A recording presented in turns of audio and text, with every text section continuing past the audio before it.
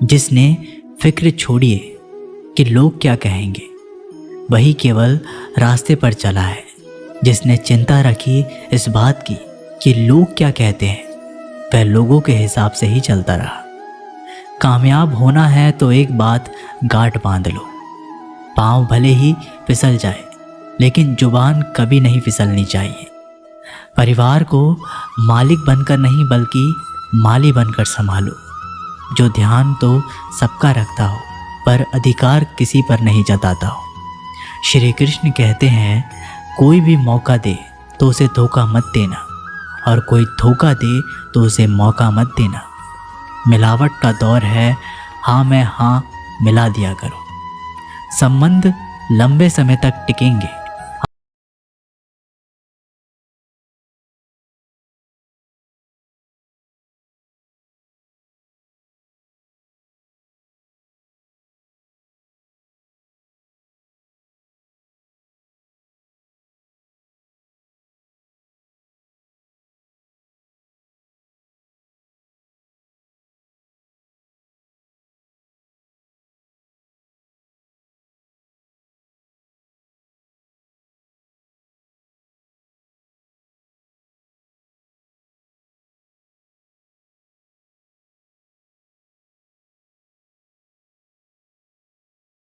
और आपको उन्हें समझाने की ज़रूरत नहीं होनी चाहिए कि वो लंबे समय से आपके साथ गलत करते आ रहे हैं। जो चीज़ हमारे पास नहीं होती उसका या तो हम मजाक उड़ाते हैं या ज़रूरत नहीं कहकर भूल जाते हैं।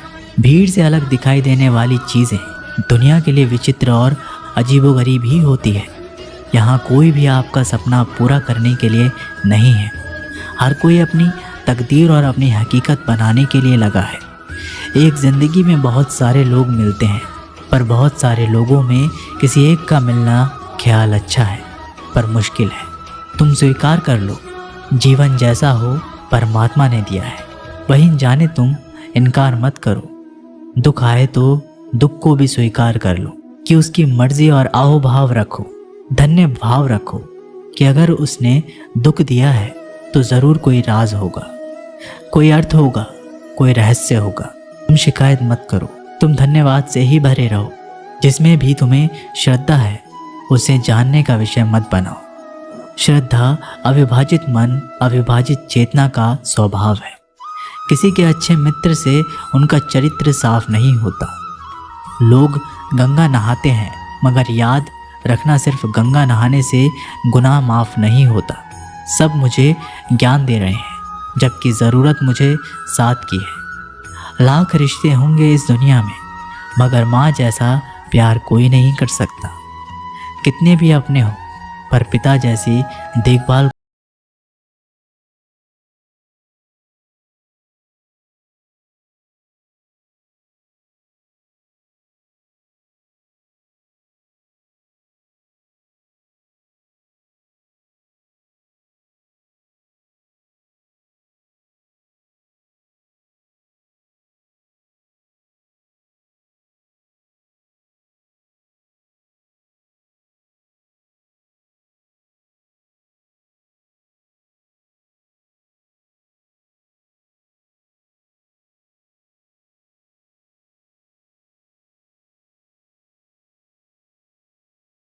इज्जत पे वार करते हैं। अकेला रहना मूर्खों और नकारात्मक लोगों के बीच में रहने से हर हाल में बेहतर है। इंसानियत दिल में होती है, हैसियत में नहीं। ऊपर वाला कर्म देखता है, वसीयत नहीं। अपनी अगली चाल को छिपा कर रखो। अपने लक्ष्य को चिल्ला चिल्ला कर मत बताओ। जो करना है वो खामोशी से करो ताकि सफलता शोर मचा दे। रिश्तों की डोरी तब कमज़ोर होती है जब इंसान गलतफहमी में पैदा होने वाले सवालों का जवाब खुद ही बन जाता है। अकेले में हद पार मेहनत करो ताकि जब परिणाम आए तो दुनिया चौंक जाए। वो करके दिखाओ जो दुनिया सोच भी नहीं सकती। जिस शरीर के साथ हम पैदा हुए हैं उसके जिम्मेदार हम नहीं हैं, परंतु जिस चरित्र और किरदार के साथ हम विदा होंगे उसके पूरे जिम्मेदार हम स्वयं होंगे। जब तक तुम किसी को प्रभावित करना चाहते हो तब तक तुम अहंकार से ग्रस्त हो। बाहर कुछ भी नहीं है, धूल के अतिरिक्त और कभी किसी के हाथ कुछ भी नहीं लगा है। भीतर है तुम्हारा साम्राज्य और भीतर है तुम्हारा सम्राट। मगर भीतर जाने के लिए सीधा सरल हृदय हो तो भीतर जा सकोगे। सोचो, जब जन्म और मृत्यु दोनों ईश्वर की मर्जी से होते हैं तो इन दोनों के बीच की व्यवस्था हमारी मर्जी से कैसे हो सकती है? जीवन में जब भी हम कुछ बुरा कर रहे हैं तो हम किसी दूसरों के साथ कर रहे हैं। ये भ्रांति है। आपको प्राथमिक रूप से हम अपने ही साथ कर रहे हैं, क्योंकि अंतिम फल हमें भोगना पड़ेगा। हम जो भी बो रहे हैं उसकी फसल हमें काटनी है। इंच इंच का हिसाब है। इस जगह में कुछ भी बेहिसाब नहीं जाता। जीवन का उपयोग प्रेम के लिए करो, किसी सर्जतमक कार्य के लिए करो, मित्रता के लिए करो, ध्यान के लिए करो। अपनी ऊर्जा का कुछ ऐसा उपयोग करो जो तुम्हें ऊंचाइयों पर ले जाती हो, और जितने ऊंचे तुम जाओगे उतनी ही ज़्यादा ऊर्जा के स्रोत तुम्हें उपलब्ध होंगे। ईश्वर की तलाश भ्रम ही है, क्योंकि ईश्वर खोजने का प्रश्न ही नहीं उठता, वह सदा ही उपस्थित है। शरीर नहीं करता, विचार करते हैं, और गंगा विचारों को नहीं शरीर को धोती है। तुम्हारा खुद का मन ही तुम्हारी नहीं सुनता और तुम निकल पड़ते हो दूसरे को नसीहत देने के लिए। परमात्मा की कारीगरी तो देखिए। आंखें तो बनाई देखने के लिए, पर वो दिखता है बंद आँखों से। जब तक धर्मों में पाप धोने की व्यवस्था है, लोग पाप धो धोकर आप करते रहेंगे। मौन हो जाओ, अंदर का सुनाई भी देगा और दिखाई भी देगा। मौन और एकांत आत्मा के सर्वश्रेष्ठ मित्र है। आदमी के पेट की सीमा है 2 रोटी से भर जाएगी या 4 रोटी से भर जाएगी, लेकिन आदमी के मन की तो कोई सीमा नहीं है। कितना भी धन हो तो भी मन नहीं भरता, और जो नहीं भरता उसी का नाम है मन। जितनी कम उम्मीद होंगी उतना ही सुखद सफ़र होगा। इत्र मित्र चित्र और चरित्र किसी की पहचान के मोहताज नहीं। ये चारों अपना परिचय स्वयं देते हैं। जिसने ये फिक्र छोड़ी कि लोग क्या कहेंगे, वही केवल रास्ते पर चलेगा। जिसने चिंता रखी इस बात की कि लोग क्या कहेंगे, वह लोगों के हिसाब से ही चलता रहेगा। लोगों के हिसाब से अगर सत्य का रास्ता बनता होता तो सभी पहुंच गए होते। भीड़ निर्णायक नहीं है, व्यक्ति निर्णायक है। जब अकेलापन लगने लगे तो समझ लेना परमात्मा ने तुम्हें चुन लिया है, इसलिए भीड़ से निकलकर अकेला कर दिया और कह रहे हैं तुम मेरी राह के मुसाफिर, जहाँ मैं हूँ वही है तुम्हारी मंजिल। आनंदित हो, आनंद बांटो, और जो आनंदित है वही आनंद बांट सकता है।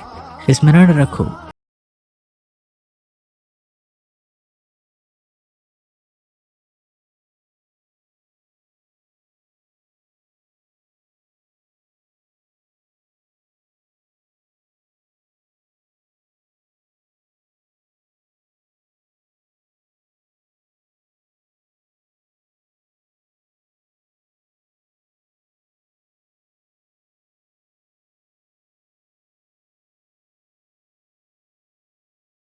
लगाया हुआ था, जिस पर उसने चौक से लिख रखा था कि यहाँ ताजे फल बेचे जाते हैं। एक ग्राहक ने उससे कहा, हमें मालूम है तुम यहाँ बैठे हो, वहाँ नहीं।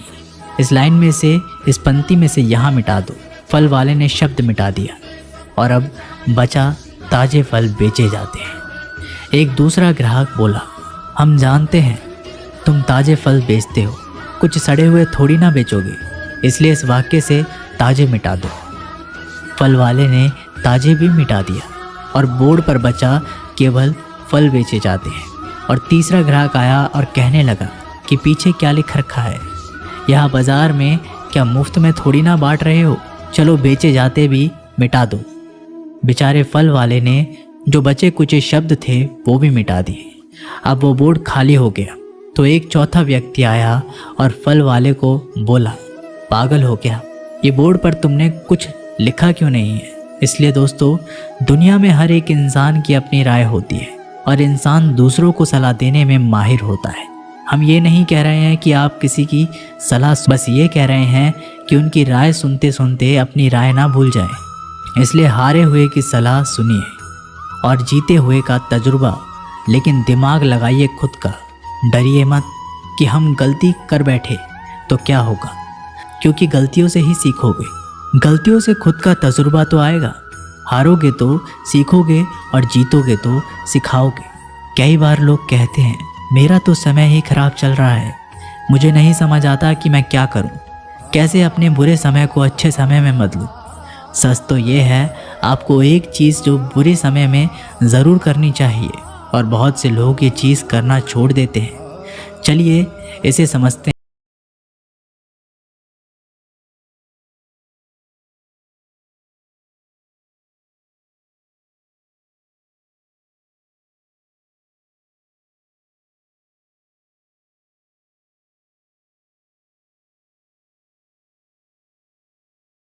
प्रार्थना करके वो सारा दिन अपने खेतों में काम करता।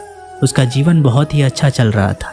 अपनी मेहनत की कमाई से वो कुछ ज़्यादा तो नहीं कमा पाता था, लेकिन फिर भी जितना कमाता था उसमें भी कुछ पैसे लोगों की भलाई में लगा देता था। एक बार उनके गांव में एक बीमारी फैल गई। किसान का इकलौता लड़का बहुत बीमार हो गया। किसान के गांव में इस बीमारी के इलाज के लिए कोई अच्छा डॉक्टर नहीं था। पास के शहर में उस लड़के को ले जाया गया। शहर के इस अस्पताल का इलाज बहुत ही महंगा था। उस बेचारे किसान के लिए अस्पताल के डॉक्टर की फीस, दवाइयों का खर्चा आदि दे पाना बहुत ही मुश्किल था। किसान दिन प्रतिदिन हिम्मत हारता जा रहा था। एक दिन अस्पताल में बैठे बैठे वो इतना हताश हो गया कि वो जोर जोर से रोने लगा और कहने लगा, पता नहीं किस चीज़ का बदला ले रहा है भगवान। कभी वो खुद को कोसता है तो कभी परमात्मा को। पर किसान की बीवी को अटूट विश्वास था। पर किसान को आशा की कोई किरण नज़र नहीं आ रही थी। अस्पताल के कुछ दूरी पर एक मंदिर था।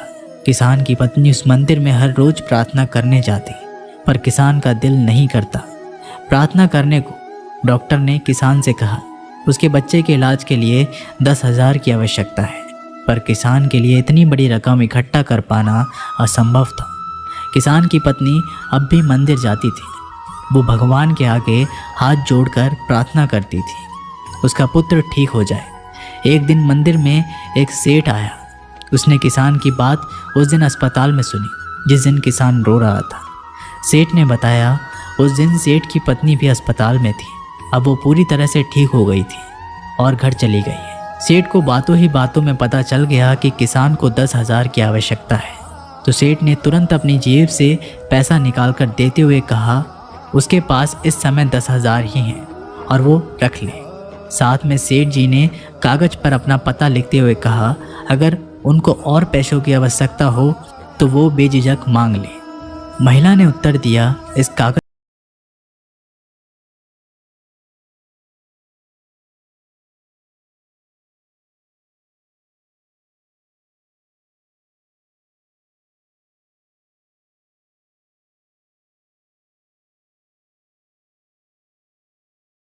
और जो उस औरत ने नहीं खोया। वह जानती है कि परमात्मा उसके साथ सदैव है। श्री कृष्ण कहते हैं जो मेरी परमल लगाते हैं, मेरा ध्यान करते हैं, मैं उनको वो प्रदान करता हूँ जो उनके पास नहीं है, और जो उनके पास है मैं उसकी रक्षा करता हूँ। इसलिए बहुत ज़रूरी है कि हम अपने बुरे वक्त में परमात्मा का साथ ना छोड़ें। दोस्तों ये वीडियो यहीं पर समाप्त होती है। मिलते हैं एक नई वीडियो के साथ। तब तक के लिए अपना ख्याल रखिएगा। धन्यवाद।